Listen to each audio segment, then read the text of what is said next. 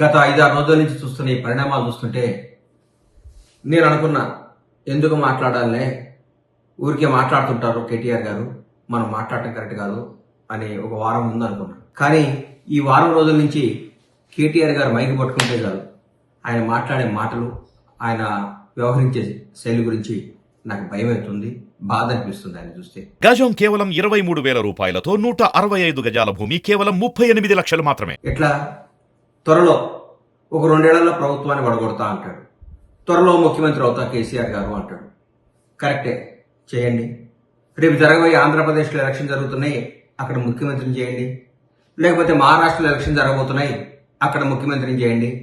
లేకపోతే ఎక్కడ పక్క రాష్ట్రాల్లో, కేరళలో భారతీయ రాష్ట్ర సమితి కదా మీ పార్టీ అధ్యక్షులు కేసీఆర్ గారు, భారతదేశంలో ఏ రాష్ట్రం నుంచి అయినా ముఖ్యమంత్రి అవడానికి అర్హత ఉంది, ఆయన కావాలి, మీరు పోరాడాలి, మీరు పార్టీ భారతీయ రాష్ట్ర సమితి భారతదేశ వ్యాప్తంగా బలపడాలని కోరుకుంటున్నా.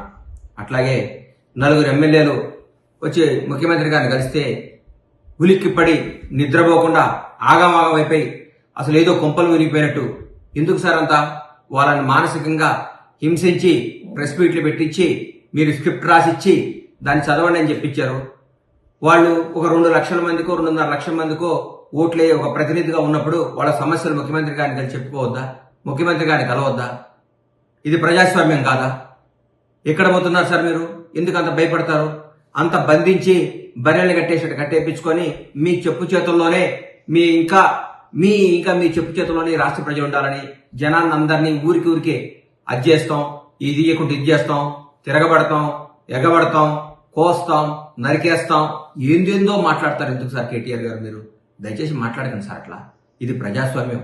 ఇప్పుడు కాంగ్రెస్ పార్టీ తెలంగాణ రాష్ట్రాన్ని పరిపాలిస్తుంది. గౌరవనీయుల ముఖ్యమంత్రి రేవంత్ రెడ్డి గారు, మా మంత్రివర్గం అందరూ బ్రహ్మాండంగా చేస్తున్నారు. జరుగుతున్న పనులు 45-46 రోజుల్లోనే ఇది కుంపలారిపోయినట్టు రోజు ప్రెస్ మీట్, గూగుల్ పే చేయటం, ప్రెస్ మీట్ పెట్టడం, గూగుల్ పే చేయటం, ప్రెస్ మీట్ పెట్టడం. ఇది కాదు సార్. ఎట్లా ప్రజలకు ఏం చేయాలి? మీరు చేసిన తప్పులేంది? మీరు ఎందుకు ఓడిపోయారు? కొద్ది పర్సెంట్తోనే ఓడిపోయి ఉన్నారు. మీరు గెలిచింది చాలా పెద్ద పర్సెంట్తో గెలిచారా సార్ ఇంతకుముందు? మీరు ఎప్పుడన్నా ఫస్ట్ టైం మీకు 62 సీట్లు వచ్చినాయి సార్. 62 సీట్లతో మీరందరినీ అభివృద్ధి పేరుతో, ఇప్పుడు నేను మిమ్మల్ని ఏమన్నా అభివృద్ధి పేరుతో, రాష్ట్రాన్ని అభివృద్ధి పేరుతో మా కాంగ్రెస్ ఎమ్మెల్యేలందరినీ, అప్పటి తెలుగుదేశం ఎమ్మెల్యేలందరినీ కూడా మీ చెంతనే తెచ్చుకున్నారు. మేమందరూ ప్రతిపక్షాలందరూ అడిగితే ఇది అభివృద్ధి పేరుతో రావాలి, దీన్ని అందరూ ఆమోదించాలి, దీన్ని సమ్మతించాలి అని మీరు మాట్లాడారు. తర్వాత ఉత్తమ్ కుమార్ రెడ్డి గారి నాయకత్వంలో మేము ఎలక్షన్ చేయడం జరిగింది. మాకు అప్పుడు మేము ఓటమి చెందాం. మా ఎమ్మెల్యేలందరినీ కూడా అదే రిపీట్ చేశారు, అభివృద్ధి పేరుతో అభివృద్ధి చేస్తున్నాం, మీ ఎమ్మెల్యేలు తీసుకొస్తున్నాం అని మమ్మల్ని ప్రతిపక్ష హోదా లేకుండా కూడా చేశారు మీరు. అది మీరు గుర్తుపెట్టుకోవాలి సార్. మీకు ఒక న్యాయం, మీరు చేస్తే సంసారం, మేము చేస్తే తప్ప. మీకు ఒక న్యాయం, మాకు ఒక న్యాయమా? మేము ఇప్పుడైతే తెలంగాణ రాష్ట్ర ముఖ్యమంత్రి పోస్ట్ ఖాళీగా లేదు. 5 ఏళ్ల తర్వాత ఎలక్షన్లు వస్తాయి. ఇంకో 10 ఏళ్ల వరకు కాంగ్రెస్ ప్రభుత్వం ఉంటుంది. మాకు ఇందులో ఏమాత్రం డౌట్ లేదు.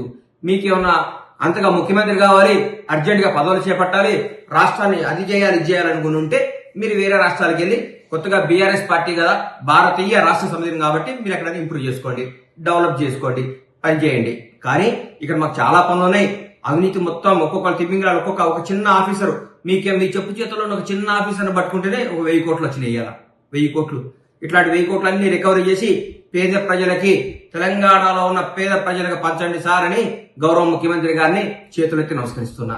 సార్ ఇట్లాంటి చాలా తిమ్మింగ్రాలు ఉన్నాయి, పెద్ద సొర చేపలు ఉన్నాయి, ఈ చేపలను పట్టండి సార్. పెద్ద పదవుల్లో ఉన్నారు. ఈ హైదరాబాద్ చుట్టుపక్కల చాలా పెద్ద పదవులు చేసిన అందరూ పట్టుకుంటే దాదాపు మీకు 10,000 కోట్లు వస్తే చాలా రైతు బంధు, ఇంకో బంధు వెళ్ళిపోద్ది మనకి. ఒక ఇట్లా ఈ అవినీతి చేస్తేనే, ఈ అవినీతిని నిర్మూలిస్తేనే మనం బ్రహ్మాండంగానే 6 గ్యారెంటీ చేయగలుగుతామని మాకు నమ్మకం ఉంది. మీకు చేతులెత్తి దండం పెడుతున్నా, కొద్దిగా ఓపిక పట్టండి, కొంచెం మీ మానసికంగా నిబ్బరం చేసుకోండి. మేము ఓడిపోయినాం, మేము ప్రతిపక్షంలో ఉన్నాం, మాకు ఇబ్బంది, రాబోయే భవిష్యత్తులో మంచి పనులు చేసి ఇంకా కొంచెం మంచిగా జనంలో చొచ్చుకుపోయి జనాన్ని ప్రేమ ఎలా పొందాలో ఆలోచించండి. కానీ ఊరికే ఎట్లా గవర్నమెంట్ అధికారం ఇస్తారని జనం మీద తీసుకొని నాయకుల్ని హింస పెడితే మీకు ఏమాత్రం న్యాయం జరగదు. కాక మిమ్మల్ని ఆల్రెడీ జనం అందరూ అనుకుంటున్నారు, సార్ ఆయన ఎక్కడైనా చూపించండి సార్, కొంచెం కేరళ కన్నా ఎక్కడికైనా పోయి ట్రీట్మెంట్ చేయండి సార్, కేటీఆర్ గారు ఆగమాగం అయిపోతున్నాడు అంటున్నారు. దయచేసి మీరు మాకు పెద్ద రాష్ట్ర చాలా పెద్ద ఉన్నతమైన స్థాయిలో ఉండి వచ్చిన కేసీఆర్ గారి అబ్బాయిగా మిమ్మల్ని గౌరవిస్తున్నాం. రాష్ట్ర నాయకులు కేసీఆర్ గారి అబ్బాయిగా మీకు గౌరవిస్తున్నాం, అభిమానిస్తున్నాం. అందుకంటే మిమ్మల్ని మేము ఏ విధంగా మేము చూడం. మీరు ఎప్పటికీ మా కేసీఆర్ గారి అబ్బాయే. మీరు నాన్నగారి పేరు చెడగొట్టకండి, మీ నాన్నగారి పేరు నాగం చేయకండి. ఆయన తెలంగాణ రావడంలో కూడా కీలక పోషించారని మేము నమ్ముతున్నాం. కాబట్టి మీరు దయచేసి కేసీఆర్ గారి పేరు చెడగొట్టొద్దని, టీఆర్ఎస్ పార్టీని బీఆర్ఎస్ పార్టీని అప్రతిష్ట పాలు చేయకుండా ప్రజా సమస్యలపై పోరాడండి, టైం ఇవ్వండి, అన్నీ జరుగుతాయి. అన్యాయంగా ఊరికూరికి మా ముఖ్యమంత్రి గారిని పట్టుకొని ఎట్లా బట్టి అట్లా మాట్లాడటం, మా మంత్రివర్గాన్ని మాట్లాడటం చేయకండి. అది మీకు మంచిది కాదు.